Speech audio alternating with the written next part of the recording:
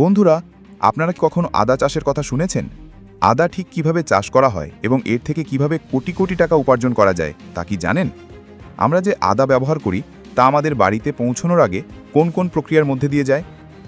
যদি আপনারা ভাবেন যে আদা সরাসরি ক্ষেত থেকে আসে, তাহলে আপনারা সম্পূর্ণ ভুল ভাবছেন। কারণ ক্ষেত থেকে তোলার পর আদা অনেকগুলো প্রক্রিয়ার মধ্যে দিয়ে যায়, যার পর এটি ব্যবহারের উপযুক্ত হয়। আজকের এই ভিডিওতে আমরা এই পুরো পদ্ধতিটি দেখব এবং জানব আদা চাষ কিভাবে করা হয় এবং কিভাবে এটি ফ্যাক্টরিতে পৌঁছায়। আদা গাছের উপরে নয়, বরং আলুর মতো মাটির নিচে হয়।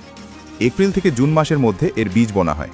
বাজারে পাওয়া যায় এমন আদা টুকরো টুকরো করে কেটে মেশিনের সাহায্যে বোনা হয়। আমরা যে আধুনিক চাষ দেখাচ্ছি, ভারতের অনেক জায়গায় সেই কাজ হাতেও করা হয়। আদা বোনার 15 দিন পর এর চারা বের হতে শুরু করে। কয়েক মাসের মধ্যে ফসল সম্পূর্ণ তৈরি হয়ে যায়। তবে এখন ফসলের মধ্যে অনেক আগাছা রয়েছে। এই আগাছা পরিষ্কার করার জন্য এবং আদা তোলার উপযোগী করার জন্য এই মেশিনটি ব্যবহার করা হয়। এটি আদা তোলার জন্য ফসলকে প্রস্তুত করে। এবার আদা তোলার কাজ চলছে। এই মেশিনটি আদা গাছ উপড়ে ফেলে এবং উপরের অংশ কেটে দেয়। অবশিষ্ট আদা কন্টেইনারে ভরে ফেলে। ভারতের অনেক জায়গায় এই কাজ হাতে করা হয়। আদা তোলার পরেও এটি পুরোপুরি তৈরি হয় না। এখন এটিকে ফ্যাক্টরিতে পাঠানো হবে। ফ্যাক্টরিতে পৌঁছানোর পর প্রথমে আদা ভালোভাবে ধোয়া হয়, যাতে সমস্ত ময়লা পরিষ্কার হয়ে যায়। ভালোভাবে পরিষ্কার হওয়ার পর এটিকে একটি কনভেয়ার বেল্টের মাধ্যমে সামনে পাঠানো হয়।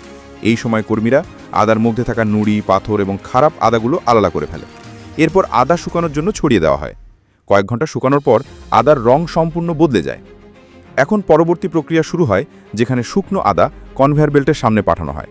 এই সময় কর্মীরা এতে থাকা সব অপ্রয়োজনীয় জিনিস বের করে ফেলে। এই কনভেয়ার বেল্টটি জালযুক্ত হয়।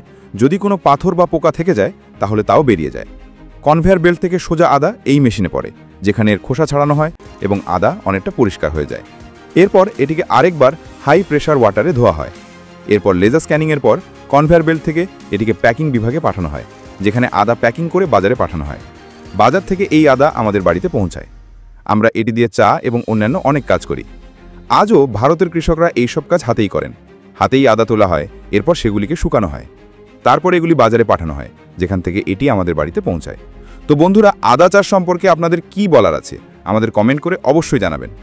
ভিডিওটি ভালো লাগলে লাইক, শেয়ার এবং আমাদের চ্যানেলটি সাবস্ক্রাইব করতে ভুলবেন না।